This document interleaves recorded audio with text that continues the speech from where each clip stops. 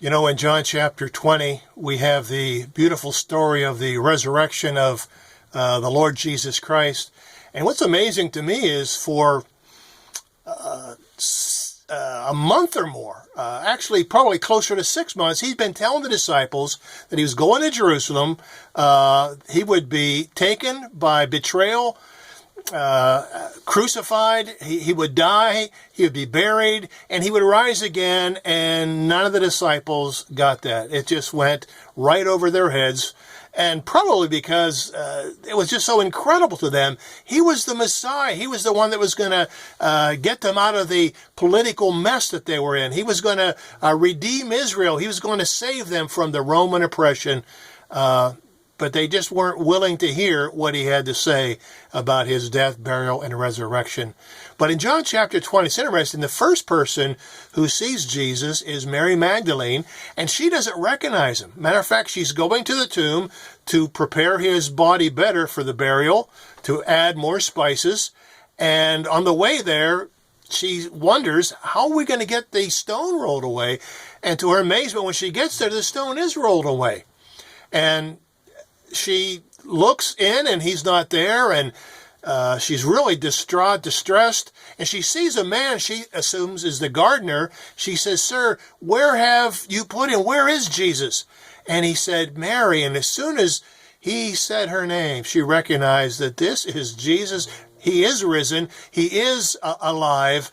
And to her amazement, she begins to cling to him, to grab him. And he says, "Mary, stop clinging to me.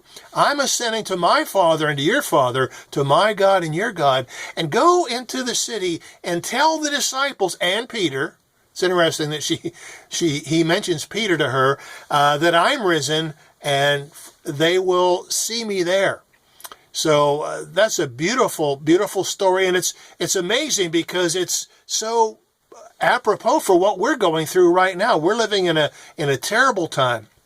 There's a lot of angst and turmoil going on now with this virus, especially for those who are older. It can be very, very deadly, and I've never seen it like this where the whole country is shut down. There's no traffic here in Lancaster County, and we need help. We need the Lord. But the wonderful thing is, there is a message for us.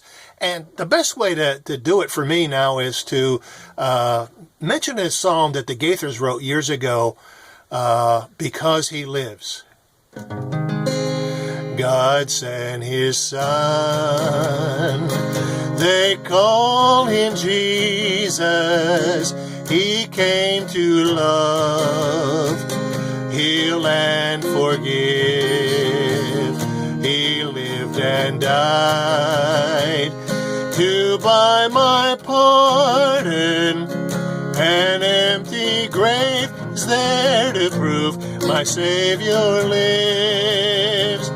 Because He lives, I can face tomorrow. Because He lives, all fear is gone.